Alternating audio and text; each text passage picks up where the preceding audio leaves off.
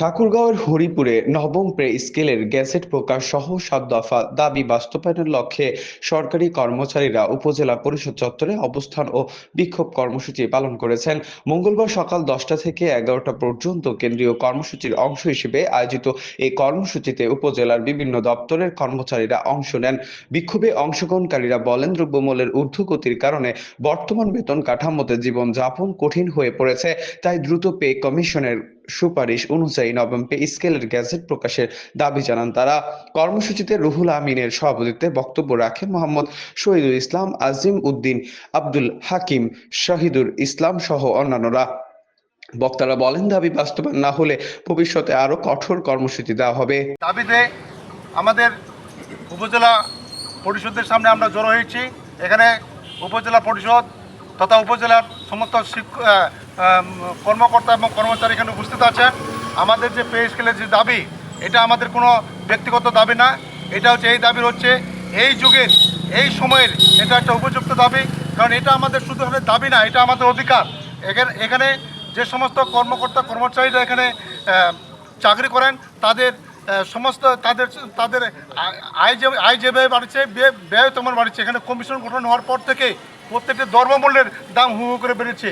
এখানে আমরা দেখতে পাচ্ছি যে আমাদের যে সমস্ত কর্মকর্তা কর্মচারীরা বেতন পান, তাদের এখন মাসিক যে বেতন পান তাদের এই বেতন তাদের 15 দিনের মধ্যে শেষ হয়ে যায়, যেটা জীবনযাত্রা অসহ্য হয়ে যায়। আমি আশা করব আমাদের এই ইন্টারিম সরকারের কাছে আমাদের দাবি থাকবে, যদি এই পে স্কেল আমাদের দাবির সাথে যদি আমাদের মেনে নেওয়া হয়, তাহলে এটা সরকারের যে উন্নয়ন এখানে ধাবিত হবে এবং এটা এবং সরকারের সমস্ত কার্যকলাপের মধ্যে ইতিবাচক একটা প্রভাব পড়বে। তো কি কারণে আমাদের আসলে 20 তারিখ না যেতেই আমাদের কিন্তু আর টাকা থাকে না।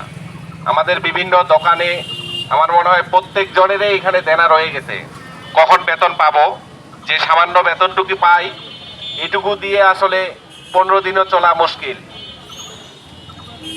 আমার উদাত্ত আহ্বান থাকবে বর্তমান সরকারের কাছে, আসলে আমরা যে বাংলাদেশ জুলাই গণ অভ্যুত্থানের মধ্য দিয়ে আজকে এই পর্যায়ে দাঁড়িয়েছে, আসলে বৈষম্য এখনো রয়ে গেছে। এই বৈষম্য দূরীকরণের জন্য আমাদের যে কর্মচারীদের প্রাণের দাবি, এই দাবিটুকু দ্রুত বাস্তবায়নের জন্য আমাদের এই বর্তমান সরকারকে বিনীতভাবে অনুরোধ জানাচ্ছি। নবম পে স্কেলের প্রজ্ঞাপন দিতে হবে।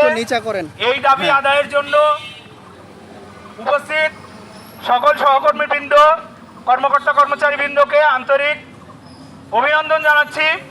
আজকে অত্যন্ত দুঃখের সাথে বলতে হচ্ছে, আমি প্রথমেই মাননীয় প্রধান উপদেষ্টা এবং মাননীয় অর্থ উপদেষ্টার দৃষ্টি আকর্ষণ করে বলতে চাই, জনাব, আপনারা 2015 সালে আমাদেরকে পে স্কেল দিয়েছিলেন।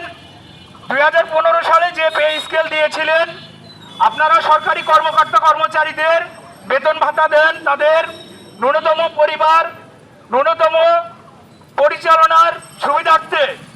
আপনারা একটু চিন্তা করে দেখবেন, 2015 সালে আমাদেরকে যে পারিশ্রমিক দিয়েছেন সেটা দিয়ে আমরা তখন কোনোভাবে চালিয়ে নিয়েছি। দৈনিক আজকের বাংলা .net